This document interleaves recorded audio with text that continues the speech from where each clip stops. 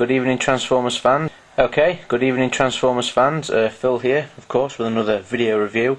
Apologies for the lack of reviews recently, but I haven't really bought anything new in a while, so it's kind of like, what can I review? So nothing at the moment.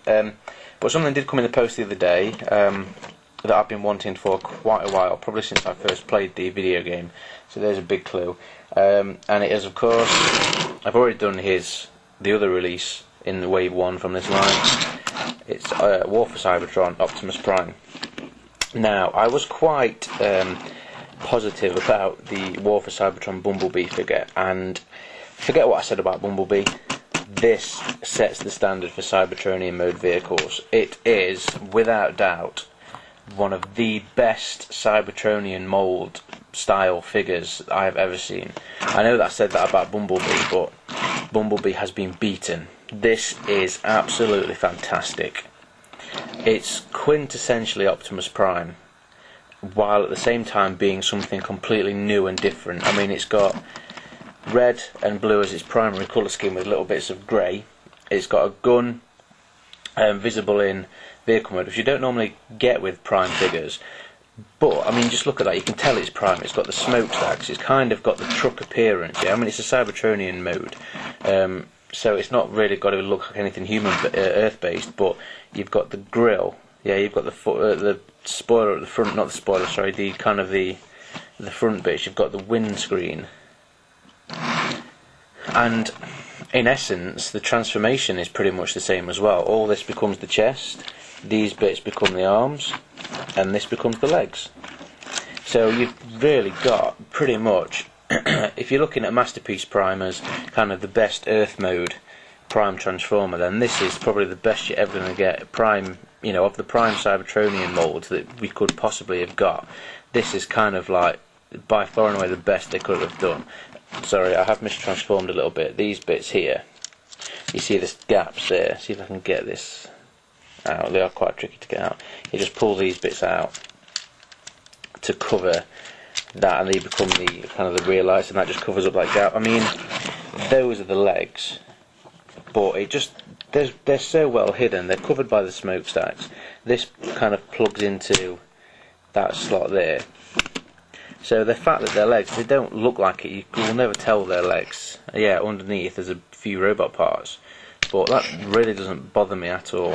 I mean, just the figure is absolutely fantastic, and it's true to the game as well. I mean, the game model, the CGI model for the game actually looked like this in vehicle mode. You know, it's got 6 wheels. It's a Prime. It's quintessentially Prime, while at the same time being something new and different and just excellent. And it's Hasbro have absolutely excelled themselves with this figure.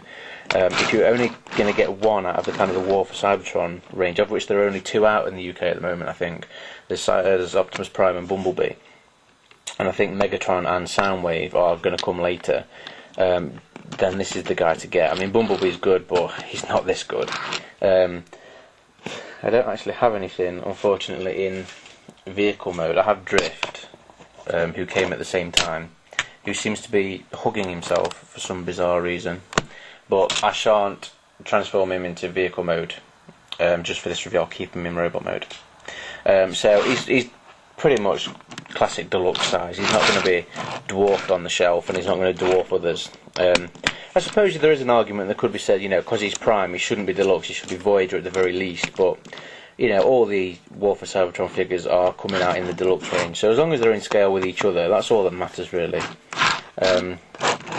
So let's get transforming him. This is his gun, and nice and simple. This bit here is on a spring, so you pull that, and the rest of the gun just folds around, and then he holds that. So in fast motion, that's how it does it. In slow motion, you release that, and the gun springs forward, and that springs down there like that. That's your gun. So it's for a deluxe, like Bumblebee as well. For a deluxe, it's a fantastic. I mean, the figure's absolutely seamless. I mean, everything fits together a lot tighter than my Bumblebee did, and all these lines here, the crisscross lines, they just add to the effect. It's such a fantastic vehicle mode. But the transformation, I mean, I'm not going to go through it bit by bit because it is really fiddly and I'll just get frustrated.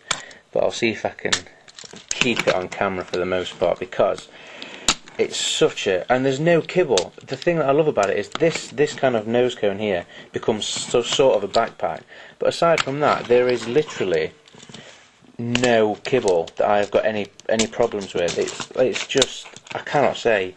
I mean, I know I was kind of gushing in my Bumblebee review, but this one wins hands down. War for Cybertron mould so far, without doubt, this one wins hands down.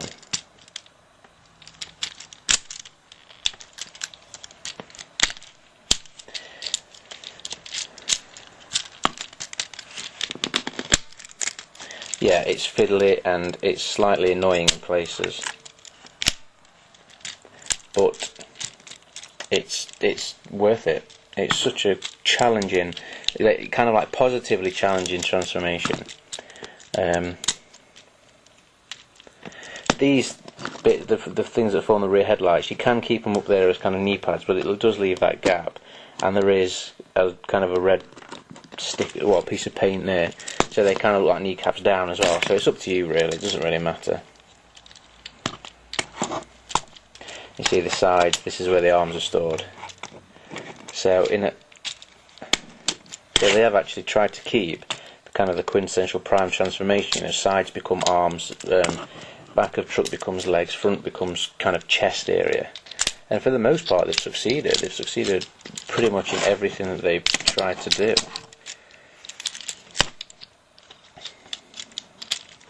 You know, all these bits here, I'll go more into detail on these a bit later once it's fully transformed, but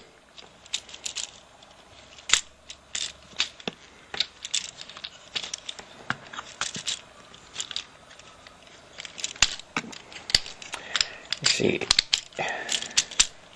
it is a little bit fiddly, I'm not going to deny that, and there are some points where, you know, there are chances you might have some breakage if you were to, you know, manhandle it a bit too much. But it's kind of like Masterpiece Megatron in the way that if you put too much force in it in certain areas, yeah, things are going to pop off. If you actually take your time with it and try not to rush it, then you're going to be absolutely fine. Right, so this is what I'm talking about. These are bits of the front of the cab, and they fold up really nice and neatly into shoulder pads. You can see that bit there as well, and then that bit there. So they cover up the gaps at the tops of his arms, and they form very nice shoulder pads. And there we have an absolutely excellent Optimus Prime. And you can see, where's the kibble? That's it. This little bit here, that's all that's left over. Everything else becomes parts of the robot. And all that does is just folds in behind his head and stays there. It doesn't make him back heavy, it doesn't interfere with articulation or anything. It's just an absolutely fantastic piece of engineering. Truly, truly fantastic. And then you just put his gun in his hand, and there you have. I mean, okay, two complaints. The kibble on the back, although that's not a complaint, one complaint. In the trailer for the game, he uses his axe more than his gun, and yet for the toy we get the gun. It would have been nice to see kind of an Energon axe, a proper War for Cybertron big Energon axe. But when that's the only complaint you've got about a figure, then you're doing well. Okay, so the iconic smokestacks are actually on his legs instead of his arms, but I mean, it's again, in robot mode, it's quintessentially Prime while being something completely different. Yeah, he's got wheels sticking out the back of his robot mode, which again just add to the whole aesthetic of the thing. This bit you can kind of just tuck down like that. There is a little peg on the back of this bit there. Excuse my fingernails, they're doing quite in a hole there. You can peg this bit into the back of his head, but it restricts articulation, and all it does is kind of secures that bit when really it's fine as it is. It's fine like that. But just to get a size comparison, I don't have Bumblebee with me and I can't be bothered to go to the bookcase to get it. So here he is with another Generations release, who is more kind of built to fit in with the rest of the Classics and Universe line. So you can see he's not a bad size at all. So my recommendation, by all means go and get this. If you've only got the money to get one, get Optimus Prime, because he is, without doubt, one of the best G1 inspired Prime figures I've ever seen or owned. So there we have it, review done. Until next time, stay safe.